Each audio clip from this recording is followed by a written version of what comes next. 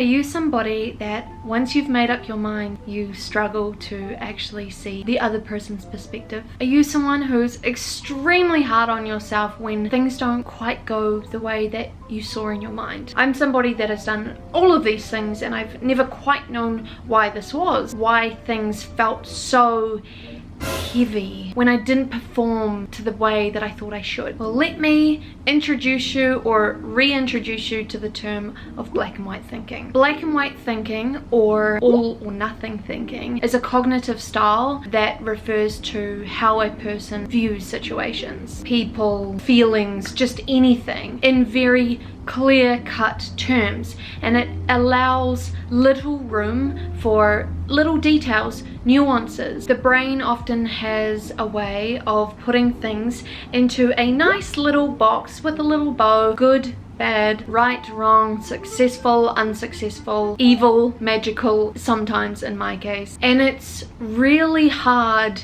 as someone with autism to kind of exist in this gray area. Basically, there's not a lot of flexibility when it comes to this kind of thinking style. In fact, sometimes you don't even know when you're doing it. How are some ways that black and white thinking shows up in my life? I would say the biggest thing is perfectionism. If it's not a perfect result, then it's a complete failure. I was somebody who was never very clever at school. It didn't come naturally to me, but that didn't stop me achieving. I just had to work 10 times harder than everybody else, and I made sure that I looked as though I was keeping up with everybody else, when in reality I absolutely wasn't internally. If I let myself get anything less than the top grade, I was gonna say all hell would break loose in the classroom, but that's not true. It would be at home. The meltdown would happen at home. Time management is another. If I'm going to be late somewhere, even just the slightest bit, then there's no point in me even going. An example of this is I went to go see my friend in her lunch break. It was a very casual thing, but I said that I would be there at 1 p.m. Was I there at 1 p.m? Unfortunately, I wasn't. My maps took me down a wrong road, and I'm texting my friend like, I'm really sorry, I'm going to be a few minutes late, and she's like, dude, it's fine, don't even worry about it. But for me, it is such a letdown on myself to change someone's expectations of me. I said I would be there. I said I would commit to that time. I need to keep to my word, and if I'm not going to make it, then I shouldn't have even gone. I shouldn't have even said that. That happened a week ago, and I'm still thinking about that one. Friendships. We're either completely free of conflict or we can't be friends at all. More on that one later. Connection. If you dislike my special interest, if it's not really your thing, then you dislike me. My special interest, that has always been my special interest, has been music, and it is like penetrating to the soul when someone doesn't like, or they don't understand the hype, the excitement around a favorite band, a favorite singer. I think I've actually lost friends over this. I shouldn't laugh, really. It's quite sad, but yeah, just trying to be honest. Expectations. Things have to go 100% according to the plan, or it's a complete disaster, which makes absolutely zero sense because life is unpredictable. I just thought of that SpongeBob meme. And things change all the time. People change all the time. People's plans, it's never ending how many changes there are. And my personal favorite, rules. Why bother having rules if there's a situation that you don't have to follow them? I've talked about this one quite a few times now. Sorry about that, you're probably overhearing it. But driving. I love driving, and I'm somebody that follows the road rules to a T, even when there's nobody around. Even when it's like late at night and I'm driving at 2 a.m, I still do my indicator. I still do all the road rules because that's how I was taught. That's what I was told you have to do. Makes sense, makes it easy for me. Then why are there situations where it's like, oh, it's okay that you didn't, you know? What? My brain doesn't compute. What I really enjoy about this YouTube channel is I love the opportunity to be able to talk about my stories and for you guys to find some details in it very relatable. And so I'm going to try and continue doing that because I know that, well, I hope anyway, that it's helpful. A real life example of how black and white thinking showed up in my life and how drastically things can change was a situation that I had with a friend of mine back in high school. If you are autistic, then probably something that we can relate to is how connections and really true genuine friendships are so far and few between. And so in high school I went through, what am I saying, high school? My entire life I've been through a lot of different people, just really trying to find my place in life. When I met this girl, I was in a pretty lonely point in my life. There was a lot of lonely points in my life, and we shared a very similar interest and passion in acting. I really thought that I wanted to be an actress at one point in my life because I'm actually fucking good at it, because I'm not fucking acting, I'm literally just being myself, and people were like, wow, that felt really authentic. That's because it was. I finally got to take down my mask. Anyway, I digress. She was somebody that I was absolutely infatuated with. I thought, it cannot get better than this. I felt grown up. I was going to her house. We were going out together.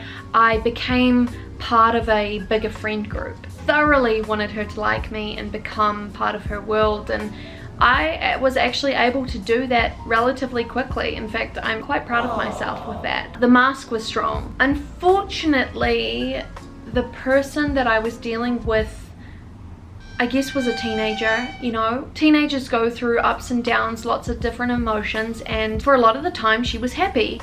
But there were points in time that she would snap at me. She reacted extremely poorly to a situation that involved a guy that I was hyper focusing on, and she actually let me know that he's never going to like you, Elena, just give it up. I'm sure her frustration was very much placed in the fact that I talk a lot about my special interests when I have one, and it probably gets too much for some people sometimes. As someone with rejection sensitive dysphoria, her words killed me there and then. I just got swallowed up by the earth, and I had never felt more rejected, more disgusted in myself, more angry at her, and immediately these heart eyes, these rose tinted glasses that I had toward her and our friendship, instantly gone. Every single positive experience, memory that we had shared together at this point in time was erased after this moment. In fact, I was so much of a drama queen, I didn't go to school for the rest of the week because I was so hurt. The sad part of the story is she never recovered her reputation in my mind.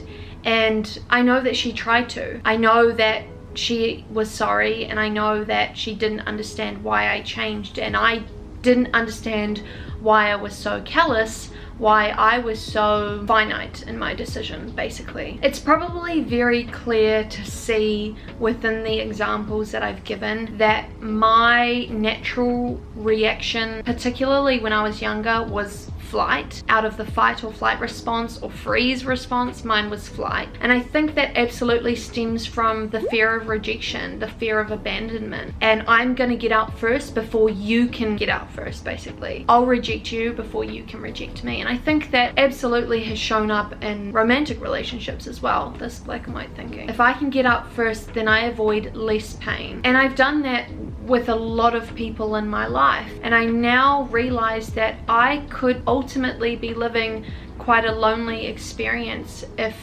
everybody that does something wrong can be cut out. What I realize now, and it literally took a therapist telling me this within the last few months, so I'm going to share it with you today because I'm sure most of you know this, but I'm a bit slow to learn these things. Relationships are not always easy, and they aren't always going to be good, and it's up to you as a adaptable adult to be able to communicate how you felt, and therefore give the other person the time to listen and share their place too. Who knew? That was such a concept. That was such a new concept for me to learn. I always thought the first sign of trouble, I'm out, I'm gone, you suck, bye. Peace out. I'm in a particularly vulnerable position right now because I am currently living in Toronto and I've been here as of right now 6 weeks. I came here to move in with a friend of mine. This is somebody who I hold a lot of trust and safety with because that is what she has shown me. But of course, when you're living together, you see all emotions. It's not always going to be smooth sailing. This is a situation right now that's really testing me to not run at the first sign of trouble and to talk about things when shit gets hard. So here are some of the ways that I've learnt how to get out of black and white thinking. I would say number one is to get out of your own head and actually have a conversation with someone. Whether that is the person directly involved or whether it's just a trusted individual where you kind of believe their words, it's really important for you to get out of your own head. You know, you've got a bias around the situation, and sometimes talking to another person, getting out of the ruminating thoughts, because no doubt that's what you do, it can allow a fresh perspective. Maybe they can offer something that you didn't think about. Perhaps your perspective could change. And while I know that I'm saying this as like, oh, step one, have a conversation, I know that I'm making it sound like it's an easy thing. I do realize that actually putting your feelings, particularly to the person involved, out there, it can be challenging and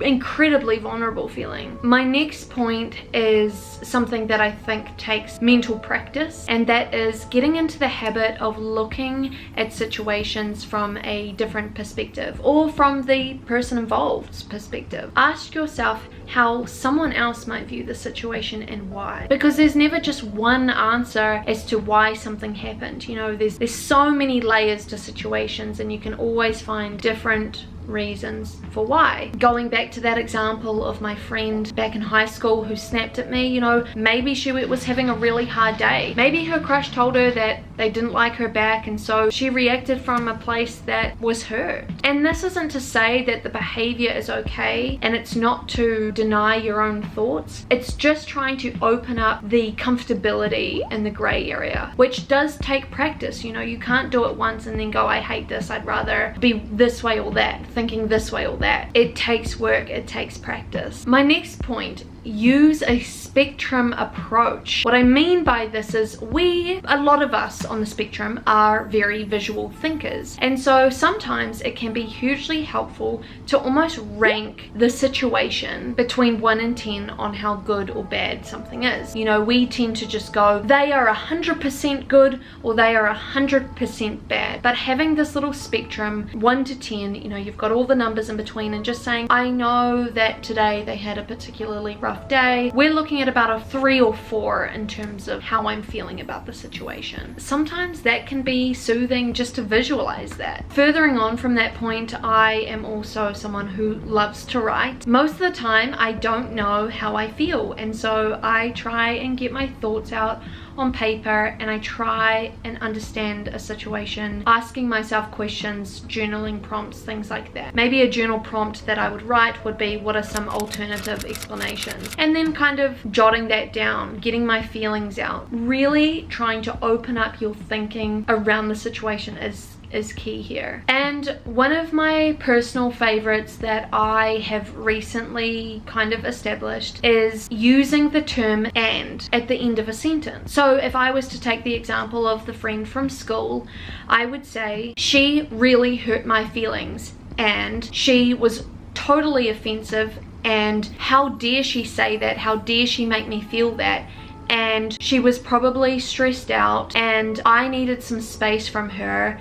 And you just keep going like this until things start to kind of take a little bit more neutral approach. Just keep going. And I'm feeling really sensitive about things right now, and maybe I'm judging her quite harshly about that, and so on and so forth. I think this can be helpful because you just keep going and going and going until you try and find some neutral ground. You don't have to believe it as well, the things you're saying. Like, you can still be in your mind about, wow, they really, oh, I'm so angry at them, but I think once it starts to become a habit and you lay these foundations down, like, that can only help things, right? Of course, I'm not an expert in any of this, and I myself am just as guilty as like labeling someone as good or bad, but it is something that I'm really having to actively work on in myself, living with someone who I really treasure and value and don't want to cut off because of my stubbornness and my autistic mind, basically. I really hope that I've offered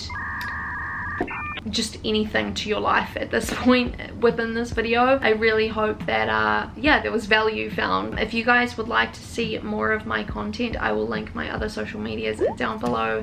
Thank you so much for watching this video. Have a great day. Bye.